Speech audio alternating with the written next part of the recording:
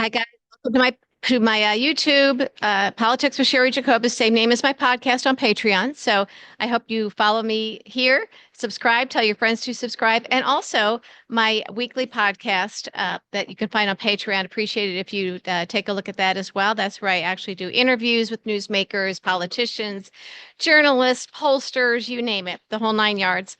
I'm making my little makeshift studio here. Told you I was doing a week plus for Al Arabi TV election coverage. And, we've been talking about some interesting things all day. I'm really focused on these numbers. The ABC poll is really interesting to me in that it shows that Kamala Harris is, in fact, closing the gap with white women and with white men.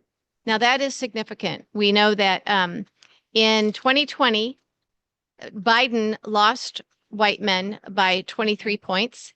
Kamala Harris is losing them by only 11 points, which means she's closing the gap. That's bad news for Donald Trump. White women. In 2020, Joe Biden lost white women by 11 points. Kamala Harris is now polling only behind Donald Trump by 4 points with white women.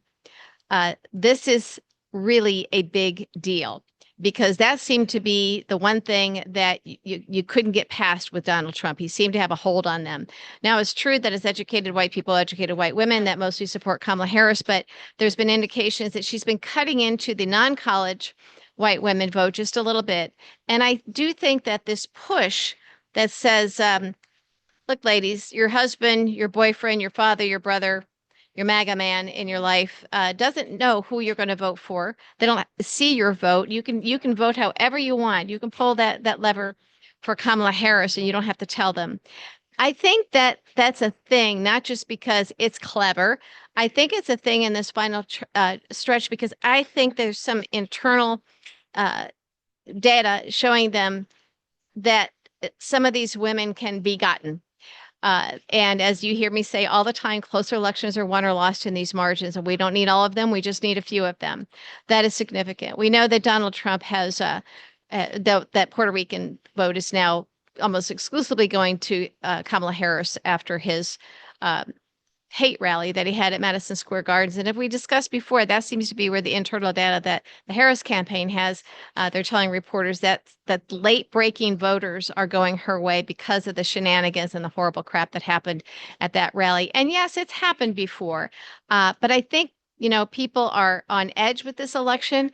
They're getting so much coming their way, so many emails, so many ads, so many mailers, all of the ads popping up in social media while they're streaming on TV and radio everywhere. And so they're more focused on it. So if they were not focused on it enough before where they made a decision, if they were on the fence at all, I actually think that the issues themselves are important, big issues like abortion, immigration, of course. But I don't think that people really believe that Donald Trump is going to do anything on immigration, on the border wall, because he didn't before. Remember Steve Bannon, who just got out of prison, was there because oh, send me your money. We're going to build that wall. And then he pocketed it. All right. So there's no reason to think that Donald Trump is going to do anything at the border because he didn't do anything at the border when he was president before. He's running as though we don't know what he does, how he performed as president before. And we do know how he performed as president before, which is why we kicked him out 4 years ago. Okay. So all of these things are weighing in. The polls, they're tough these days. This season is really hard.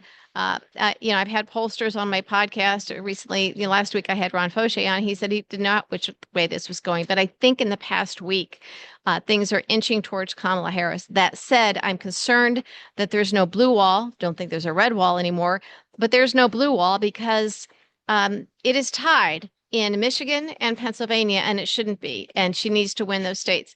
However, she's ahead of Donald Trump in North Carolina. She's ahead 1 point in Georgia. I think the big surprise is going to be Florida. And I just said this on the air at Al Arabi TV. We've seen numbers showing that it's closing there. I think the kerfuffle, if you will, the racial slights and slurs against Puerto Ricans doesn't just hit as a dagger in the heart of Puerto Ricans. I think that it affects a large population, a large Latino population. And I don't think that, I think it happened so recently and it's still in play that those numbers might not be reflected in polling, but I think they'll be reflected in the vote as well. As much as people say, pollsters say there was a hidden Trump vote in 2016. The hidden vote this year, I think, is the female vote. I think it's going to be bigger than people think. And that's why I think that Florida is probably in play and could go to Kamala Harris because the abortion initiative is on the ballot.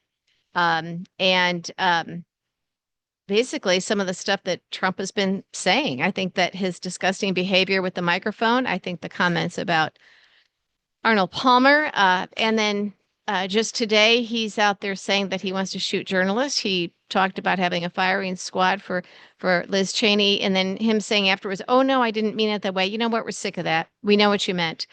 Is Trump the only person in the world that is just so misunderstood all the time? No, he says these things because he wants to incite violence, and then of course afterwards he's going to say, "Well, I didn't say that, or I didn't know anything about that, or I didn't mean that." He wants violence. He wants people shot. He wants to hurt women. He wants to hurt anybody who's his opponent. We've known this forever about him. And we have to accept that he is who he says he is. His generals and the vast majority, 40 of his 44 cabinet members, they all say the same thing. And they know him the best. His own vice president isn't voting for him. That tells you all you need to know.